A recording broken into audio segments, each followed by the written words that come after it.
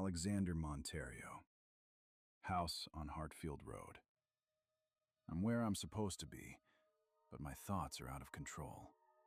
Everything inside me is swirling, like I'm not myself, unable to accept myself as I am.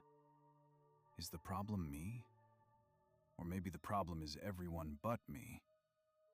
I don't know. His eyes were empty, lifeless. His gaze was fixed on the distance. His peripheral vision was gone. He stared only at the light layer of snow that had fallen overnight.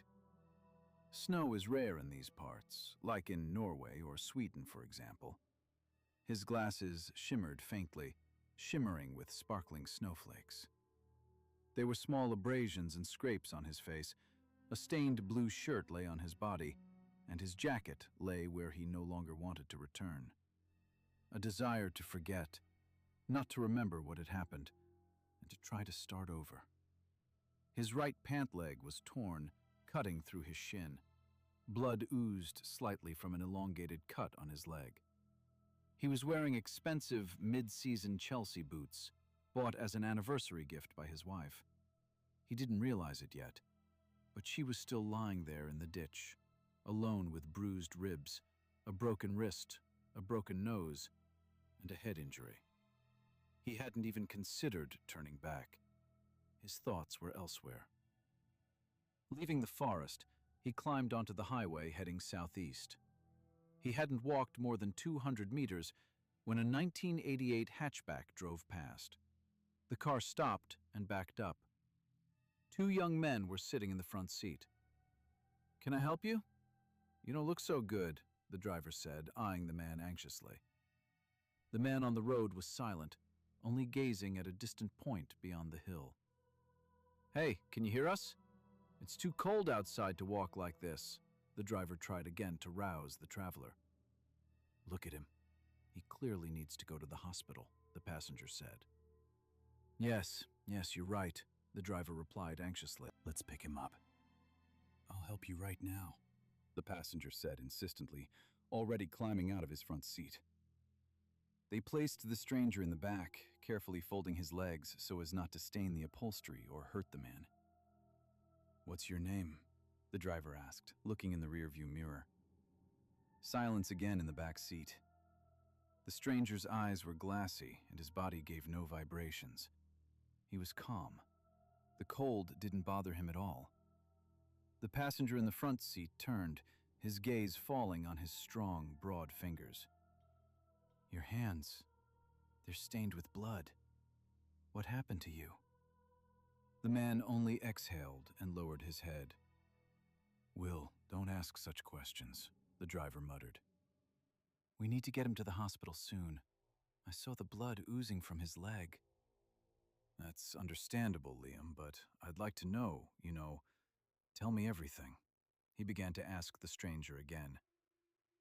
"Excuse me, but is this your blood?" The man, without raising his head, spread his legs, placed his hands on the front seats, and said in a gruff tone, "This is your blood." Chapter 1. Good afternoon, residents of number 5 Hartfield Road. I heard creaking and screaming last night. I couldn't sleep for a long time, so please move furniture within the permitted time. Thank you all. The message was delivered at 13:09.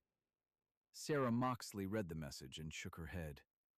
Cheryl Blacker, a woman of about 65, looked younger than her age, well-groomed, clearly having taken care of herself and her health in her youth, which contributed to her appearance. I also have some comments. Please be quiet. Peace and quiet are essential in this house. A message from Mirren Burtish. "Hag, put on your earplugs and go to sleep," Sarah said aloud to Mirren's message. Mrs. Burtish is a young woman, but always overly aggressive. Her dark hair is pulled back in a ponytail, and her skin is tanned, especially against the white dressing gown. She is of medium build. A group chat message titled 5 Hartfield Road popped up on her phone again. "Good afternoon, everyone. I also have a comment about the barking dog. Please feed it or take it for a walk. It's really annoying." Above the message was a name, Eddie Lane. About 35 years old. He's clearly a man to younger people. But to Sarah, he was definitely a man. She's a full 20 years older than him. Not at all young, with shoulder-length hair and natural grey highlights. She tried to hide it, of course, but dyeing her hair without help wasn't exactly convenient, and going to beauty salons was clearly not her thing. Her best friend, Anna, used to help her with her hair, but she passed away a year ago, and 10 months later, Sarah moved into this cozy apartment in a 3-story brick building on Hartfield Road. The red brick cladding gave the building a certain aesthetic appeal. It had a pitched roof on both sides. On the facade, dark red daisy-shaped tiles were installed above the 3rd-floor windows. The 2nd floor opened onto a decorative balcony spanning 4 windows. Wooden benches stood near a small fence. The grounds of the building were decorated with various flowers and greenery, all low maintenance. The plants lay on the fence and peeked out onto the road. The street was deserted, and cars could be counted on one hand at this time of day. The window panes were slightly fogged on the inside. The rain seemed to be dropping drops onto a canvas, creating its own unique pattern on the windows. Sarah Moxley cracked the window and breathed in the autumn air. For her, it signified a new chapter. For many, spring is a time of new beginnings, renewal in nature, a thaw from the cold winter. But for Sarah, autumn was a rebirth. She wanted to rise like a phoenix, not in flames, but in swirling yellow leaves falling onto the cold, wet asphalt. Especially since her birthday was in October, at the height of autumn melancholy.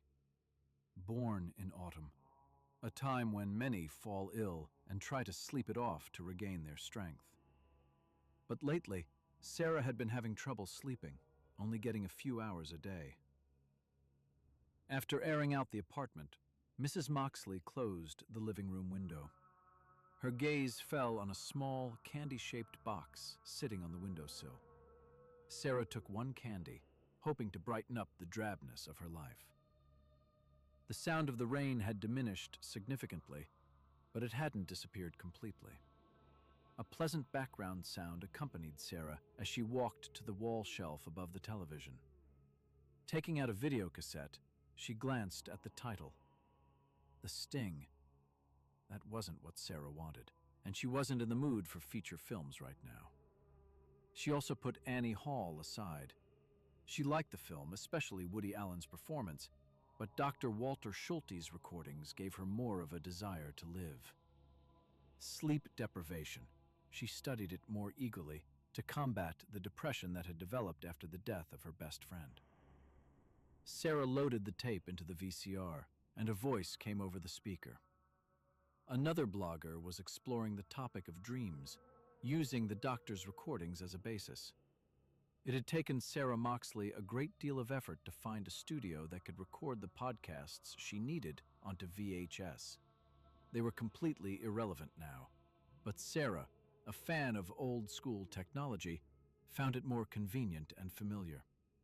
The phone was an exception, a gift from Anna, so Sarah couldn't do otherwise.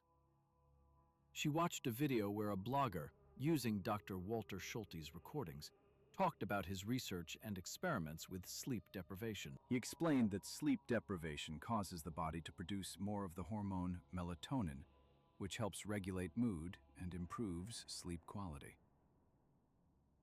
The blogger's voice continued to play over the speakers, reflecting on the importance of sleep and its impact on mental and physical health. Sarah Moxley sat on the couch, staring intently at the television screen. Dark circles formed under her tired eyes, reflecting chronic sleep deprivation.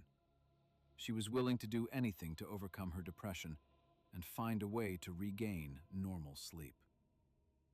Sleep deprivation was one of the methods Sarah decided to try on the advice of her psychologist. She'd been researching the topic for months, reading books, listening to podcasts, and watching videos. All of them suggested that sleep deprivation could help combat depression and improve a person's mental state. Sitting on the couch, she wrapped herself in a blanket, clutching the corners of the fabric, listening intently to the narrator's words, her eyes mirroring the image on the television. It was raining outside, hiding the natural light until the next day, and Sarah Moxley remained awake in front of the flickering television. Chapter 2. A sharp knock on the door interrupted Sarah's podcast viewing. Before she knew it, time had flown by. It was 1818. Sarah picked up her phone, 10 messages in the general chat. Another sharp knock on the door. It took Sarah a moment to realize it was coming from the hallway. Sarah stood up and tried to hurry to the door, but the sudden rise signaled a slight dizziness. The knock came again. Who's at the door? Moxley didn't open the door to strangers. It was her rule, and she always followed it. My name is Carl. I work as a plumber, and I maintain this building. You're flooding the neighbors in apartment 205. The woman was taken aback and replied in confusion, I couldn't do that. Everything's turned off. Sarah glanced through the peephole. A large man with prominent cheekbones and a light stubble stood behind the door. Sarah, it's Cheryl. You're drowning me. Come on, open up, an older woman's voice said. Cheryl Blacker? The owner of apartment 305 asked. Of course, me. Who else? Cheryl confirmed. Sarah sighed with displeasure. She wanted to be alone, to enjoy the peace and quiet and just plain solitude once again. Sarah unlocked the door and swung it open. Mrs. Blacker's voice rang out again. What's taking you so long? You're going to flood my whole kitchen. And what's that look on your face? Carl stepped over the threshold, holding a general-purpose toolbox. Mrs. Blacker followed. Carl saw Sarah Moxley and was stunned. There's a little dried blood under your nose, Mrs. Moxley, he said hesitantly. It must be the pressure, Sarah replied, wiping her nose. Cheryl, you see, the faucets are off. And anyway, I was watching TV. Walking into the living room, Carl looked around. Is that how you watch TV? Cheryl pointed at the flickering screen. The video has already ended, Sarah replied hesitantly. Do you know how much effort it took me to get up here? Thank goodness Carl got here quickly and helped me. How do you even go outside? Sarah asked. I don't go anywhere. I have food delivered, Mrs. Blacker declared. Carl interrupted their conversation. Actually, I just moved in. I've been living in this house for a month now and got a part-time job as a plumber. Now, please, come into the kitchen. He gestured toward the room. Sarah went first to open the door and prove she wasn't to blame for the flood. The kitchen floor was dry. What did I tell you? Sarah walked to the sink and showed that the water wasn't flowing. Mrs. Moxley, the pipes in these houses are old, and I'll show you where the leak might be. Carl walked to the wall and knocked on it. The sound wasn't what he wanted to hear. He walked a few meters to the left, then knocked again. He knelt down and knocked again. Right here. He opened the toolbox and pulled out a crowbar. Who's going to fix it for me later? Are you going to break down my wall now? Sarah asked anxiously. I'll fix it for you later, but there's no way out. The problem is most likely right here.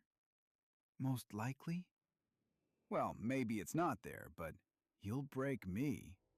Before Sarah could finish speaking, Carl thrust the crowbar into the edge of the wall and broke off a piece, then from the other side. Crumbs of drywall fell onto the floor.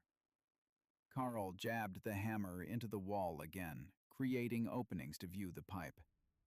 There it is, I see. I told you it was here, Carl said, peering through the hole in the wall, trying to spot the pipe. It's hard to see. Just a minute. The women watched as Carl reached into the toolbox and picked up a magnetic flashlight, which extended half a meter just for such cases. "Let's take a look. The floor is damp. I can tell the pipe is leaking. Just a few more moments." There was an unusual smell coming from the crevice. Carl stuck his hand through the hole, his fingers touching the cold, wet surface. "It doesn't look like water." "Let's check," he said, extending his hand from the opening. The fingers were covered in something dark red. "Is that rust?" Sarah asked. Carl brought the fingers to his nose and said, "It doesn't smell like rust." The smell grew stronger and stronger, enveloping the room, as if death were looming over them. "Mrs. Moxley, Mrs. Blacker, I can tell you that this is someone's blood." Chapter 3. It took Carl about an hour to extract the dead, nauseatingly stinking rat. "How did it get in there?" Sarah Moxley asked, still covering her nose with her hand. "Just like always," the worker said.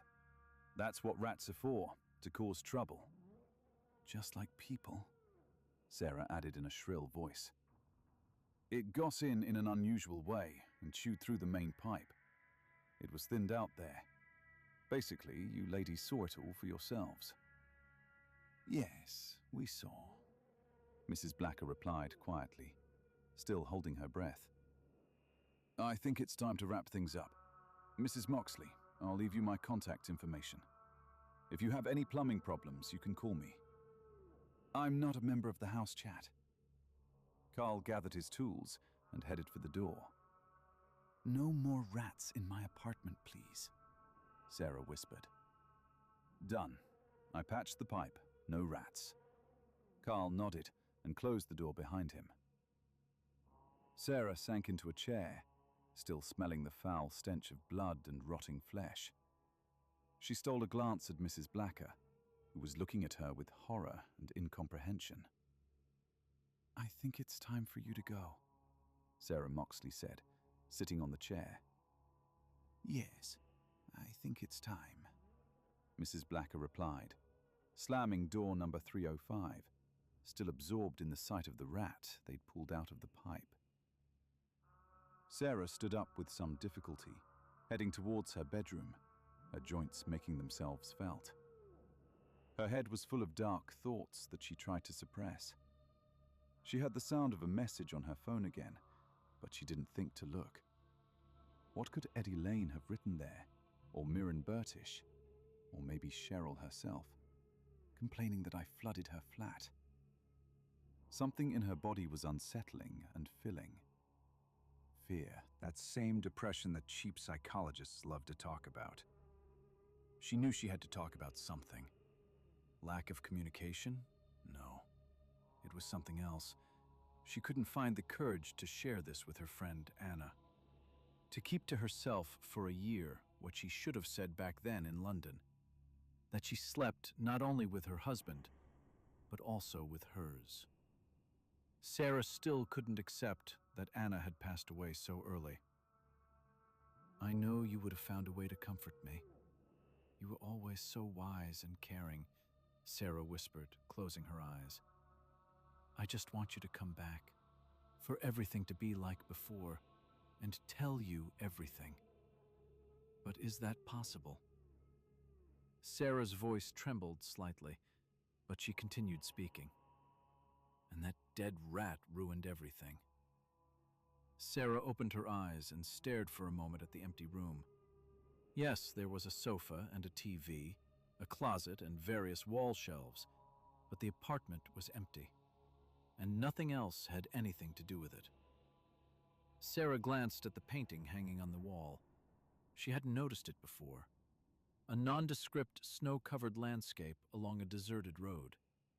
She seemed to remember this place, but she didn't know where it came from. Her internal dialogue with herself brought no relief. This isn't helping. Anna is forever trapped in the past. Sarah stood up and headed to the bathroom, wanting to wash away this mask of deception. She dipped her hands into the stream and brought the cold water to her face. Then she turned the tap until the water flowed hot and turned on the shower. Steam filled the room, and the oval mirror gradually lost its power. She tried to peer into her reflection, to see herself beyond what was happening. But all she saw was a blurry face, as if she didn't exist. She was afraid of seeing not herself, but the monster within her that had been there when she had done indecent things. For a moment, a strange buzzing sound was heard. Sarah threw back her right hand to brush away the intruder, and immediately drops of water flew into the mirror in front of her.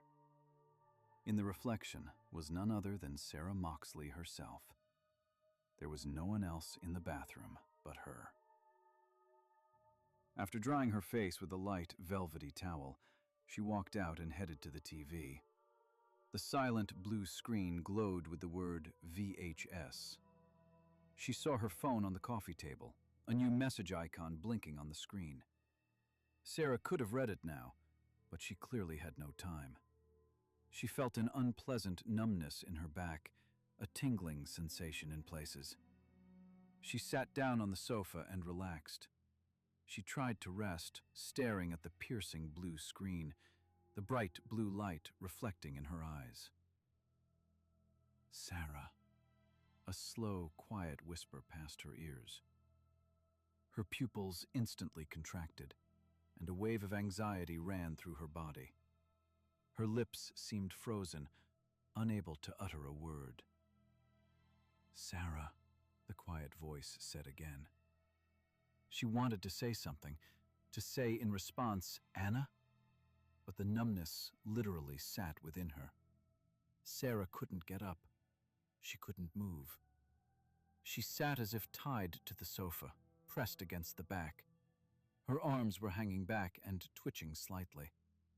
Sarah tried to control her body, but her arms felt like concrete, pulling her down.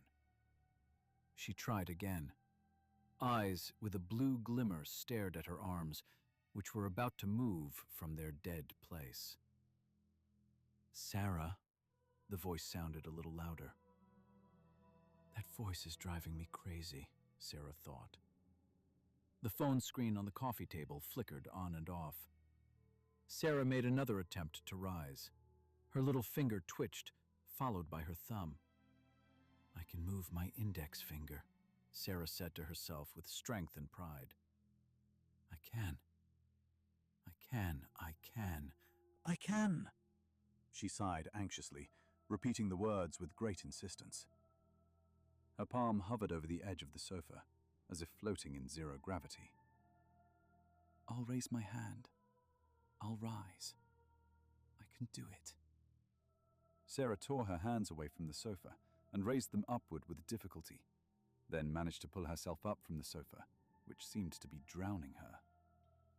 The phone lit up again. She rushed to the phone and finally dared to look at the screen. Her heart sank with horror and amazement. The message on her phone screen read, I know you heard me. Chapter 4. Sarah touched her finger to the phone screen. A message from an unknown number appeared on the display, and she couldn't believe her eyes. Who could have known what she'd heard? She tried to come back to reality, pinching her arm. It was unpleasant, but the strange feeling remained. Where was that voice coming from? And who was trying to reach her through these messages? Sarah called information to find out who could have sent her the message. But when she saw what she found, she felt her legs give way.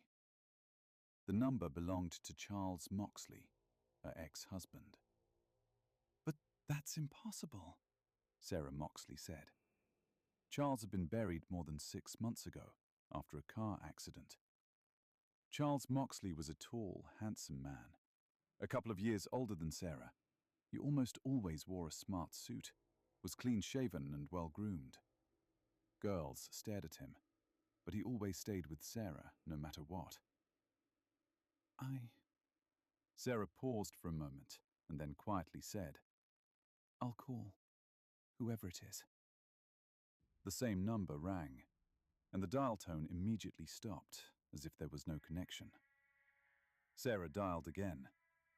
The dial tone, a moment, and then the connection was lost again. Number unavailable. She couldn't believe her eyes and ears. However, it was too obvious to dismiss it as pure fiction. Sarah felt waves of anxiety and confusion wash over her. Someone was sending these messages from a number belonging to her late husband. She felt vulnerable. For the past 6 months, she'd been trying to overcome the loss and move on. Painful memories of his death haunted her every night. And now, she had received this message, and it couldn't be ignored. She decided to write back. "Who are you? What kind of joke is this? Leave me alone." But her hand paused over the phone screen. She couldn't give in so easily, lock herself in her fear. She had to find out the truth, whatever it was. "I'll do it," Sarah decided, and sent the message. "Whoever you are, reply." She didn't expect a reply, but something told her.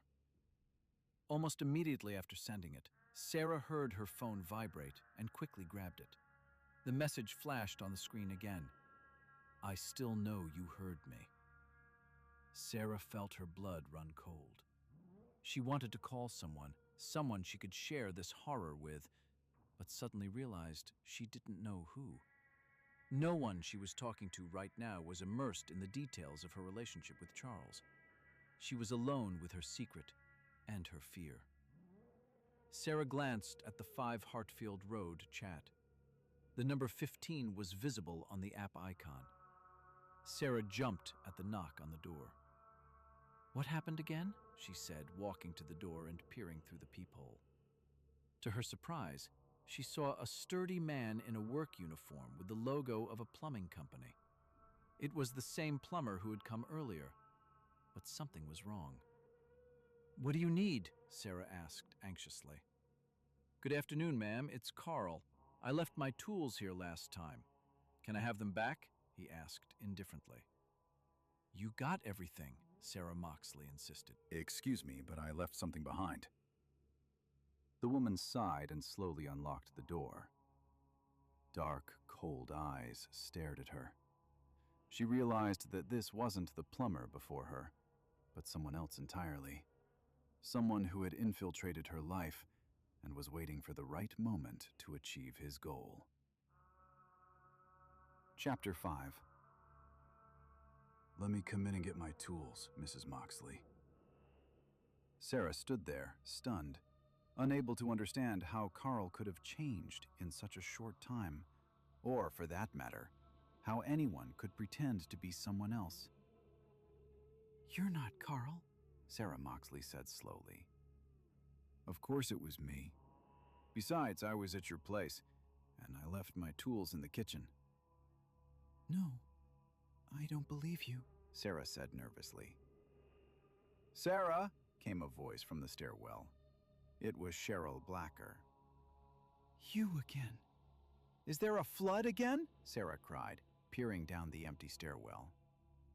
"I just need to get my tools," the man said again. Mrs. Blacker came around the corner. "I really didn't want to go up, but I heard you blocking Carl's entry.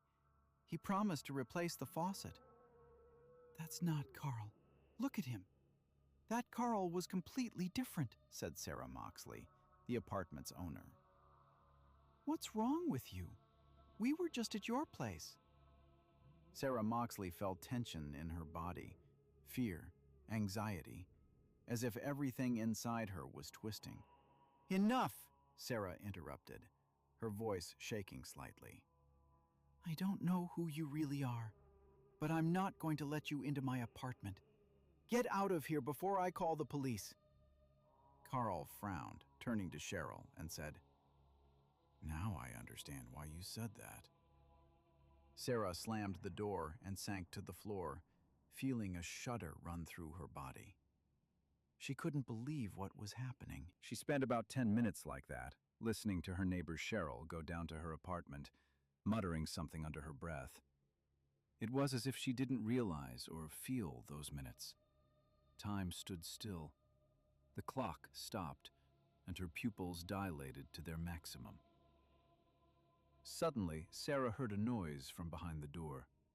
She stood up and went to the peephole. What she saw made her scream in horror. Carl stood in front of the door, holding a screwdriver in his hand. He slowly brought it closer to his face, then plunged the screwdriver straight into his eye.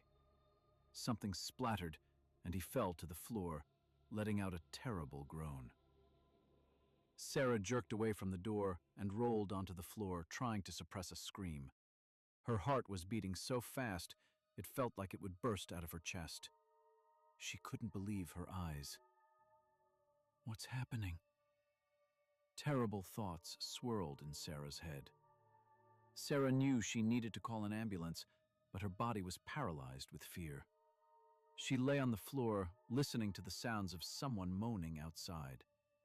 Sarah tried to come to her senses, but nothing could calm her down now. Her life had just turned into a nightmare. She had come to this cozy apartment to live in peace. Sarah closed her eyes and tried to focus. She had to find the strength to get through this, to come to her senses and calm down. She slowly rose from the floor and headed toward the kitchen. Her hands were shaking. She took the glass and poured water from the carafe. Sarah felt as if her body had turned into a block of ice. Only water could melt her fear and help her return to reality. Sarah took about a dozen sips, feeling the water refresh her dry throat. She gradually began to come to her senses and realized that now was the time to call the police. When Sarah dialed the number, she heard a busy signal. She tried calling again several times, but the result was the same. The phone line was unavailable. Sarah felt panic grip her heart again. She hurried to the exit, pressed her face against the door, and peered through the peephole. Trying to concentrate, she squinted her left eye. There was complete silence beyond the door. Darkness enveloped the hallway. Sarah Moxley could hear her heart pounding. She stared down the dark hallway, waiting for any movement. The main light came on. The sensors were activated by motion, Sarah knew that. She glanced down, trying to spot the body on the floor, but the angle of view was too narrow. All she saw was an empty hallway, devoid of a soul. She slowly opened the door, holding the handle with her hand. Air rushed into the apartment. Sarah looked around. The plumber's body was gone. The hallway was as empty and quiet as before. Sarah closed the door. What's going on? Am I going crazy? I saw it. I saw it, Sarah Moxley muttered to herself, trying to figure it out. She picked up her phone. 15 messages in the chat. Message from the woman on the first floor. Mirren Burtish, 1:30 p.m. I'll find out who's making the noise at night and I'll complain. This isn't the first time something like this has happened.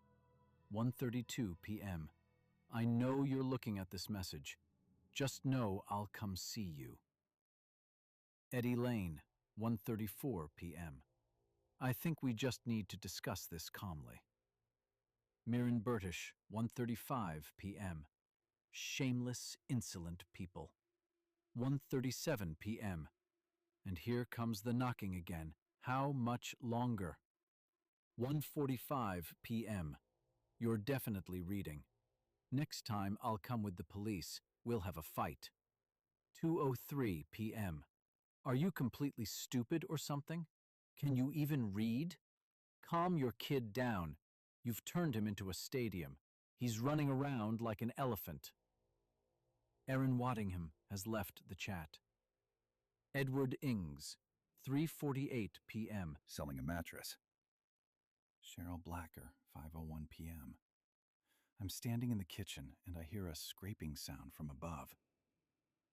5:10 p.m. Sarah, what's going on? 5:40 p.m. There's a little drip coming from the drain in my kitchen. 5:45 p.m. I think you're drowning me, Sarah. 6:03 p.m. The plumber is coming. 6:13 p.m. I'm on my way to you, Sarah. Charles Moxley, 6:14 p.m. And I'm on my way to you, Sarah. Charles Moxley has left the chat. Chapter 6. Sarah Moxley reread the group messages in stunned confusion. Left the chat? This couldn't be true. Her heart pounded, and her thoughts whirled like mad chariots on a battlefield. She felt like she was losing her mind, like reality was an illusion, like sleep was blurring with reality. Sarah fell onto her bed, hoping to immerse herself in a calm inaction and forget her worries. But remembering her psychologist's words, she realized she couldn't allow herself to sleep. Sleep would only intensify her nightmares, plunging her deeper into the abyss of fear. Thoughts swirled in Sarah's head. Charles Moxley, her beloved late husband. He had been her rock, the only person she trusted completely. And now he's dead. It simply couldn't be true. It felt like yesterday. Time, this dance of death. Everything around her was shrouded in a veil of unreality, and she herself felt trapped in a nightmare. Sarah stood up and walked over to the wall shelf next to her bed. I want to look at the death certificate again. Sarah tried to read it, Charlie Moxley's death certificate, but the letters on the paper seemed blurry and illegible, as if written in panic. I can't read it, so I'm dreaming, Sarah realized. A sharp knock on the door roused her. Sarah walked resolutely toward the door, not knowing what awaited her beyond the apartment. She was sure that all this was happening only in her tormented head, that she was simply sleeping and dreaming strange dreams. Sarah didn't even think to ask who was at the door. But when she opened it, Mirren Burtish, her neighbor from the floor below, stood before her. Her face was curious, and her eyes sparkled with questions. My name is Mirren. Am I disturbing you? Mirren asked, bowing her head and glancing at Sarah's forehead. I know who you are. What do you want? Sarah stated firmly, covering the bruise with her hand. I'm collecting signatures about the constant noise. It happens so often I'm going crazy. May I take a look? Sarah asked, already helping her hold the statement. Her gaze fell on the text. The letters were clearly visible. Statement. Date. I request that you consider the collective complaint. Sarah saw all this and could read it. I'm about to lose my mind. I'm not sleeping, Sarah said slowly, staring at the application. Sorry, but I need this signature. Sarah instantly closed the door and headed to the hanging shelf where her husband's death certificate lay. Unfolding the folder and taking out the required document, she saw Death Certificate, Sarah Moxley, 1964 to 2014. Chapter 7. Sarah Moxley sat on the edge of her bed, her heart pounding and her eyes filled with fear. She felt his icy fingers sliding down her back, making every cell in her body tremble. Everything around her seemed distorted and incomprehensible, as if she were trapped in a nightmare from which there was no escape. Sarah grabbed the phone, calling the psychologist she'd once seen. Pick up and help me, Sarah pleaded. Only the phone rang. She tried several more times, but the result was the same. No one answered. This only intensified her feeling of alienation and loneliness, as if she were alone in the world. New messages from the group chat, titled Hartfield Road 5, lit up her phone screen. Cheryl Blacker, 8:56 p.m. I'm so sorry to report this. I'm having a hard time writing this. 8:56 p.m. Mirren's neighbor hanged herself on the landing. Kara Bryson, 8:57 p.m. How did this happen? Cheryl Blacker, 8:57 p.m. I don't know. I'm in tears. I just wanted to throw out a bag of trash. Eddie Lane, 8:58 p.m. Is this really suicide? Sarah couldn't believe her eyes. She had just seen Mirren. They had just spoken 15 minutes ago. Sarah felt tears welling up in her eyes and tried to hold them back. She couldn't allow herself to break down. She had to keep her head clear. Sarah Moxley, 8:59 p.m. I knew something was wrong with the plumber, and you didn't believe me. It can't be. I tried to get out of this. I tried to become better, to cope with it, to let go, to accept this situation as it is. But I, like everyone else, cannot control this. Let go of me and my sins, my fears, my... The phone vibrated sharply, and the phone rang. Caller unknown. Sarah swiped right and brought the phone to her ear. I'm letting you go, Charles's voice rang out. Sarah tossed the phone onto the pillow, got out of bed, and ran to the kitchen. Thoughts swirled in her head like a blizzard, unable to calm down. Sarah grabbed the glass of water and clutched it as tightly as she could. With a sharp movement, she threw it to the floor. Glass fragments scattered across the room, reflecting her anxiety and anger. Back against the wall, she slid to the floor. Sarah covered her face with her hands. She dug her nails into her scalp, tearing the thin, tight skin from the wound. The minutes passed unnoticed. Along with the shattered glass, peace came to Sarah. She felt the anger and fear leave her body, leaving behind calm and humility. Sarah slowly walked to her vanity and pulled out the red lipstick her husband loved so much from the drawer. She carefully painted her lips a bright red, as if trying to shut out all these nightmarish acts. Sarah looked at her reflection in the mirror, and she could see nothing in her eyes but emptiness and abyss. Chapter 8. A broad-shouldered man in a suit approached the building on Hartfield Road.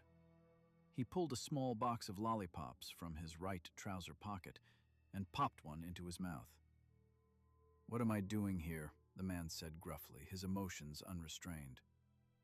He had a day off, a perfect time to rest and clear his head. His work had worn him out. His vacation was just around the corner. A little more effort, and he'd be back at his family's country house. The weather was rainy. Small drops of rain trickled down his shoulders and back, the canopy over the door protecting his head from the fine, unpleasant rain. He scanned the facade of the house, his gaze falling on the darkened windows of the residence on Hartfield Road, when a man in a police uniform called out to him. "Are you that detective? From the 5th Division, Correct," the man interrupted. "My name is Stephen Sean Griffiths." The man pulled out his ID and showed it to his colleague. The officer held the ID closer to his face, still holding it in the detective's hands. "Nice to meet you. My name is Kyle Smith," the officer pointed to his sergeant's ID. "Neither I nor the witnesses touched the body, just as I was told. It looks like a suicide," the sergeant added. "What kind of building is this?" "This used to be a nursing home, but then they opened a private psychiatric hospital on the site." "The map said it was a nursing home," Stephen Griffiths said thoughtfully. The detective pulled a small brown-covered notebook from his pocket, pulled out a pen, and clicked it. He flipped through a couple of pages and wrote something down. "This isn't a government agency. Little is known about it. All I know is that everything is official." "Please, let's go through," the policeman said, opening the door to the building. A well-groomed elderly woman in a white coat stood in the hall. "Good evening, Detective. I'm Dr. Cheryl Blacker." The detective brushed the drops off his shoulders with a sharp wave of his hand. A young woman in a blue coat stood behind the doctor. An inexplicable sense of anxiety was visible in her eyes. Her hands were shaking slightly, and the vibration was easy to notice. Detective Stephen Griffiths glanced at the young woman's hands. "Kara," the doctor said, turning to the employee. "Take another dose of the sedative. You'll feel better." Kara Bryson went into the next room without asking questions. "Young doctors don't understand this life yet," the doctor declared. "Who understands it?" the detective asked.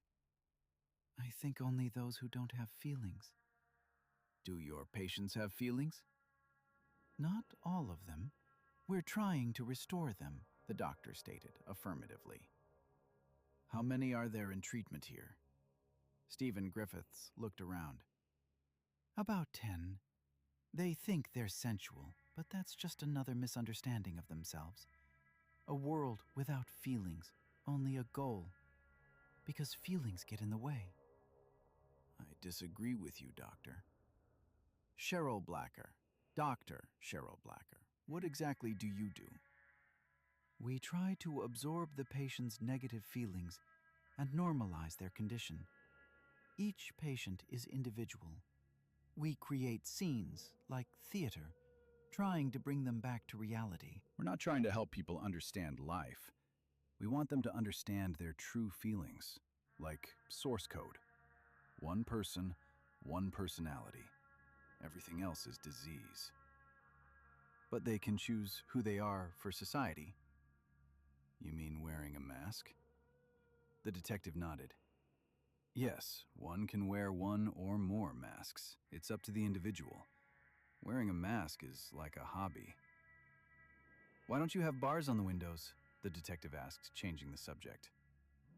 The building is quite old. I'd say it's a building within a building. The windows overlook monitors, creating a projection for the patients. We create their reality ourselves.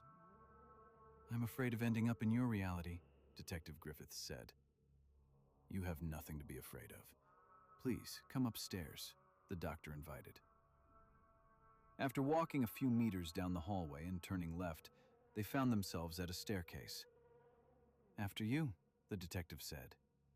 Cheryl Blacker walked slowly. "I go up and down these stairs a lot, and by the end of the workday, I'm tired. Please forgive the long climb." I understand. Upon reaching the top, they saw a body hanging over the landing. You didn't touch anything here? "No. I may be a strong woman, but I'll leave that to the professionals." "Smith!" Detective Griffiths shouted. "Come here!" Less than a minute later, the sergeant rushed to the scene. "Help remove this poor woman's body." The detective pulled out a small knife and, with difficulty, cut the belt. "Why did you say it was suicide?" "Mirren Burtish was the only one allowed to leave the room." Everyone else's doors are locked. How long had Mirren been in treatment? About a year. She was recovering, but her depression was still worse. Cameras? Only at the entrance to the building. Kyle, find out when the medical examiner will arrive. In the meantime, I'll interview the patients. Detective Stephen Griffiths walked up the stairs to the hallway. The nearest room was number 305. Sarah Moxley is a special person. They could frighten you or drive you crazy. She thinks she's treating herself with deprivation, the doctor smirked. We had a plumber come to see us today, and he was meant to imprint himself on this Moxley persona, to be imprinted on her memory. We need you to become him. Try, for example, picking up a tool left by the previous plumber, Cheryl Blacker said.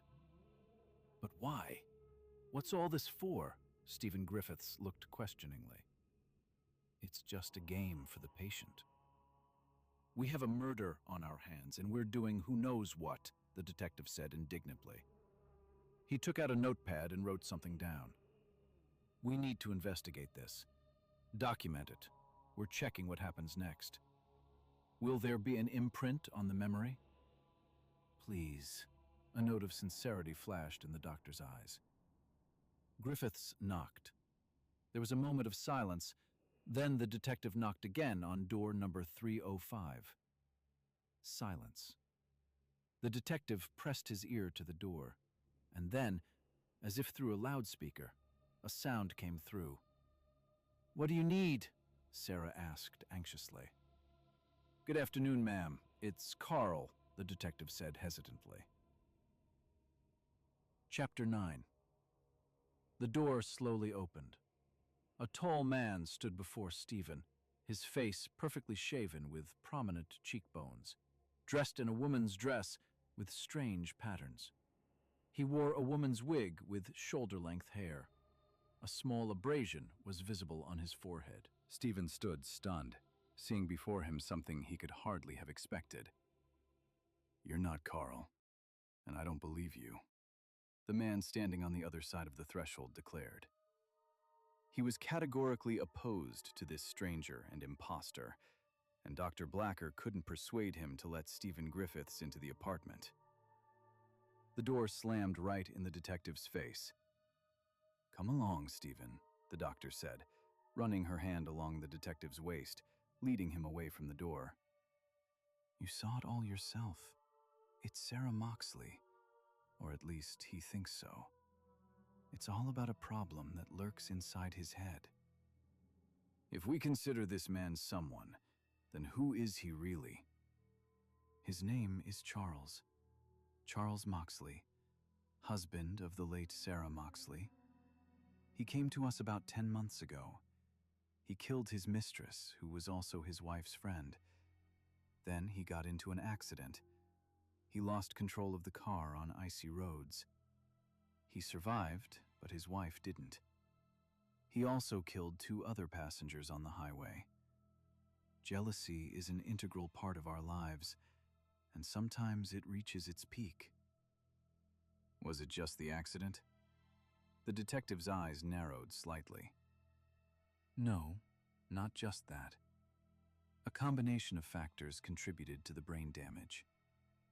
There can be a sudden click in the human body, like a switch flipping from one personality to another. It shifts differently for everyone. Sometimes people hide their own demons their entire lives. In Charles, it had remained quiet until this very moment." "Before the murder? Or the accident?" the detective asked slowly. "We don't know for sure. We're just trying to rule out variations in his personality shifts. Believe it or not, we spoke with Charles just a week ago, and then he started acting and talking like Sarah again." Trying to get inside his head, we're finding success each time. "I understand that this is your job, but I have my own, and I need to do it," the detective stated firmly. "You'll immediately focus on Mirren Burdish's murder, but we need to finish the job with Charles Moxley. I believe he's involved in this murder." "Is this just your assumption? Is there any basis for it? And anyway, where is Sergeant Smith? Did he find out when the medical examiners will be arriving?" the detective asked, his tone growing more aggressive. "Calm down, Stephen. We're on edge ourselves. We'll get everything ready now." The detective took out a notepad and jotted down some notes. "Let's finish what we started." "I'm asking you to start again with Mrs. Moxley." "Back with that psycho in the dress?" the detective said. "Yes, since that's what he thinks he is. We need to figure out when he changes his personality." Stephen Griffiths frowned.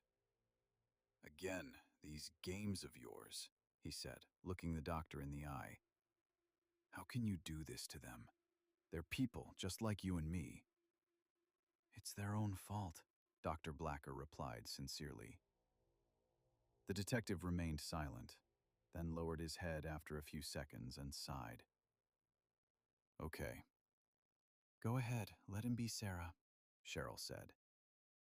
Detective Stephen Griffiths approached the door and knocked several times, but no one answered. There was a hum, a thumping sound, and faint, muffled thuds that were barely audible. "Sarah Moxley, are you okay?" Silence again. only the sounds that added to the anxiety. "Warles," the detective drawled. Stephen grabbed the handle and pulled down, and the door unlocked from the outside. Pulling it toward himself, he opened the door slightly, and the sound grew louder, the muffled thuds becoming distinct. He took a couple of steps, the reflection from the screen with the word VHS casting a blue glow across the room. The blows grew louder, and the source of the sound was somewhere nearby. The detective walked slowly into the living room. He was always ready to tackle any task, and fear passed him by. But his body was unresponsive and filled with anxiety. He slowly took a couple of steps forward, trying to look around the room. The table, a vase of flowers on it, artificial ones, a screwdriver, the very tool the doctor had mentioned. How could they even allow this? Leave a psycho with a screwdriver? They should have checked 1,000 times before leaving him alone. The blue screen illuminated the entire living room. His gaze caught movement behind the sofa. A dress, a man, Charles Moxley stubbornly banging his head on the floor, kneeling. Breaking his nose and forehead, hurting himself. This was madness, pure anger. He brought only pain to himself. Blow after blow, he carried out his actions. "What is this?" Stephen Griffiths said slowly. Charles Moxley kept repeating the same phrase. She slept with another man. She slept with another man. She slept with another man. She slept with another man. He jerked his head back, his face covered in blood. He quickly jumped up and ran across the living room past the table, grabbing a screwdriver and taking a couple of quick steps toward the detective. The detective backed away, but crashed into the wall. Charles Moxley rushed a few meters and easily plunged the tool into the detective's eye. Stephen Griffiths backed toward the open door, holding the screwdriver to his face and screaming in pain. Charles was heading after him, as if he wanted to finish him off. The door slammed, and Stephen Griffiths fell to the floor, bleeding. Chapter 10. Her gaze fell on the detective's bleeding body. Blood trickled down his face and jacket, creating those horrific patterns on his body. His body lay barely swaying, his gaze involuntarily focused on number 305. Dr. Blacker was waiting for the right moment to enter the game. Her goal wasn't saving the bleeding man. It was something entirely different. Achieving the desired result in this study. For a long time, a shadowy company had been funding this asylum on Hartfield Road, creating an illusion for mentally ill people suffering from various mental disorders. "Kyle, come here," Cheryl commanded, calling the police officer to her. "Yes, ma'am," Kyle replied anxiously. "Pull our detective away and make sure the floor is clean. And take off that stupid outfit already." "Yes, sir," he said, immediately getting to the task at hand. 5 minutes later, Dr. Blacker heard the door number 305 open and slam shut seconds later. Dr. Cheryl Blacker approached the door number 305, pulled a card with the same number from her pocket, and held it to the handle. There was a distinctive click, and the door closed. "Excellent," Cheryl sighed. She headed toward the hallway. "Kara, where are you?" The door on the first floor opened. Kara came out, no longer as agitated as before. "Yes, ma'am." "Did you take your medicine?" the doctor asked sternly. "Yes, ma'am. I feel better." "Okay. Now take one of my colleagues and take the patient to Burdish." "What are we going to do with the chat? And with Mirren Burdish herself?" "She's suffered terribly, but she needs to be taken to the operating room. I want to know the reason for her suicide. We've been waiting long enough." "Okay, Mrs. Blacker," We could have intervened, but not in this case, Kara. This time, the medicine is working. She smiled. Moxley was under the influence of the medicine, so everyone will forget about her. We won't have to resort to other drastic measures. The medicine is working. It's dulling their real perception of the world. Dulling it. Everything we've been working towards for so long. Kara smiled slightly. Our sponsors gave us these consumables for a reason. Sometimes we had to do things differently, but that's life. Yes, man. Kara adjusted her hair, which was pulled back into a ponytail. You did a good job as Bertish today, visiting patients in that guise. Dr. Blacker, what should we do with patient Griffiths? Kyle asked, breathing heavily, dragging the body downstairs. Throw him in the oven. We don't need those killers. You read his file, right? Yes, man, Carl replied, calming his breathing.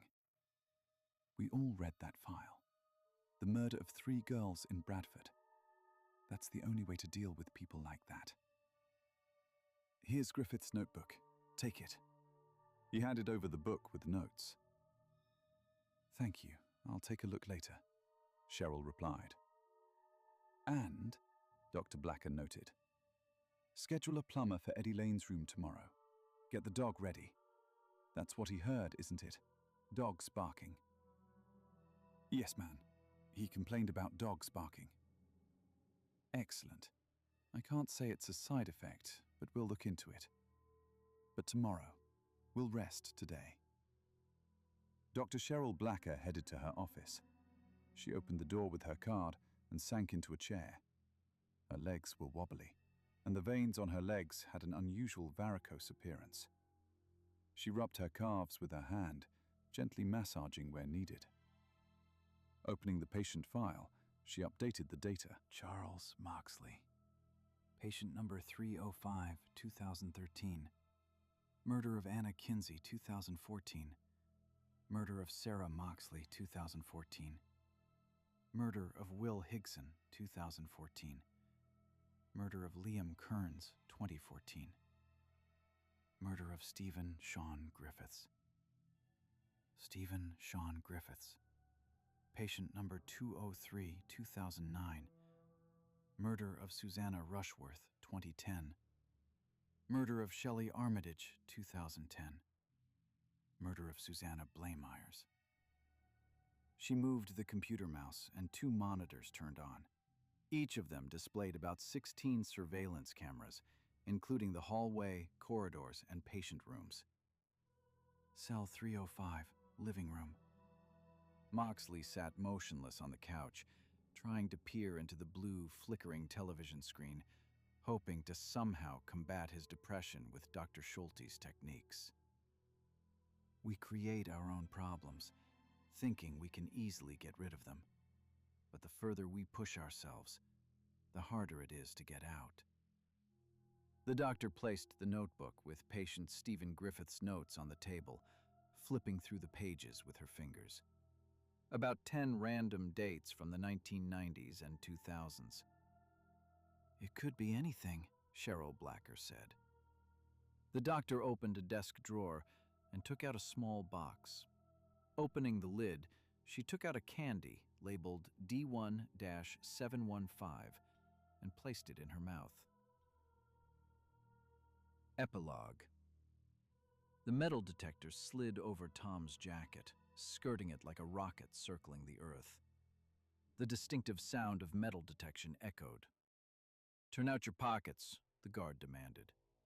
Tall, he looked down at Tom, his face graced by a well-groomed goatee. The company phone number and the pass to warehouse number 3 were dropped into the basket. "Are you off duty today?" "Yes, Jeffrey. I'll leave the backpack at the entrance. I'm going to see the project manager," Tom said, taking the pass from the basket. "Okay, Mr. Baker." Jeffrey grew up in an orphanage. He had a lot of anger and hatred in his life, particularly because of his excess weight. Although Jeffrey looked like a brute, he was kind and sympathetic. So don't judge a person by their appearance. Appearances can be deceiving, and something frightening can lurk within, as if a demon possesses the body and controls it, wreaking havoc. Therefore, even a seemingly sweet, kind person can turn out to be a serial killer, and vice versa. After passing through security, Baker found himself in the hall. The large, windowless room was bathed in light from the ceiling spotlights. The intricate relief decoration above and the white columns lining the edges caught his attention. The executive's office was closed. Tom rapped his knuckles on the door 3 times. "Come in," came a muffled voice from behind the door. Tom opened the door slightly and entered the office. "Tom, hello. What's wrong?" Project Manager Steve Christensen greeted, not looking up from the monitor. He caught a glimpse of a familiar figure out of the corner of his eye. "Good afternoon, Mr. Christensen. I'd like to take a couple of days off." Steve could be a real jerk. He was a great guy, but a terrible manager. He wasn't a friend to his employees, as a boss should be. He put himself above others, and he had every right to do so. But an employee always wants a boss to be like a general, marching at the front of a column, on equal terms with his subordinates. Steve Christensen wasn't that. He sat at the red oak desk, feeling like it was his fortress. He tapped his fingers on the desk, keeping time with the melody playing in his head. "Let's see what we can do," the manager said, staring at the control panel. He unlocked the screen with his finger. The surface of the desk was an interactive screen, and part of it changed color like a chameleon. "I prefer the bluish tint of oak," the manager declared. "Unusual, Mr. Christensen," Tom agreed. A small rectangular panel lit up on the desk. "Opening the work schedule," Steve whispered, checking to make sure he'd entered the correct steps, patiently pressing the touchpad, which didn't work the first time. "So, what's the matter?" Mr. Christensen brought up the news videos on the desk, muting the sound immediately. "We're busy, Tom, you know. This raging virus is causing us a lot of problems. We're up to our necks in work. But if it weren't for the virus, we'd have a lot less work. You understand that, right? Someone else will have to take your shift. For example, Khalif. I'll send this information to his bracelet." He began tapping away at the touchpad in the center of the desk, periodically glancing at the news video streaming on the interactive screen to the left. "Thank you, Mr. Christensen," Tom replied with a smile. His boss might not have let him go, but Tom would have left anyway, even without his approval. He simply wanted to take the official time off without any further problems. Find his brother. This was a pressing issue for him. "Mr. Christensen, which sector is the Caliph in? I wanted to see him to pass on some information." The boss raised his head and looked at Tom with displeasure. "You tell me, and I'll pass it on," the boss replied. How simple everything is for you, Tom thought. "That's personal information. My apologies, of course." Always be polite, and people like that, even if they're freaks by nature, will still be accommodating. "Tom, just be quick. Someone from the office will be arriving soon to pick up some medication. They have something urgent. Anyway, there and back. Sector M12. "Thank you very much, Mr. Christensen." And the purple desk with the blue gradient looked prettier, I think. "Okay, I'll keep that in mind." Christensen smiled like a child delighted with a new toy. They were sorting drugs for hospitals in the warehouse. Cameras weren't everywhere, and Tom and Khalif knew all the blind spots. The company belonged to billionaire pharmacist Harry Stone. He'd made a fortune producing drugs for many diseases, and during the rabies epidemic, he'd increased his fortune tenfold. The government was buying up more and more drugs, including D1-815 at one point, and now D1-915 is in demand. But where to spend the money if there's no peace? Such is the fate of humanity. Without money, you're nothing. Tom saw his partner among the boxes of drugs. Khalif nodded and moved behind a shelf, finding himself in a blind spot. Tom approached him and shook his hand. The bracelet on his wrist gleamed red. Damn, what do they always want from me? The Khalif was a kind guy, but at times anger simply oozed from him. Tom had known the Khalif for about 3 years working at this factory. They were the same height, but the Khalif was more athletic. The Caliph Rashidi had moved from Iran to the United States during World War III, saving himself and his loved ones. No one knew that problems of this kind would reach this part of the world. Nothing is stable. Temporariness is the reality of things.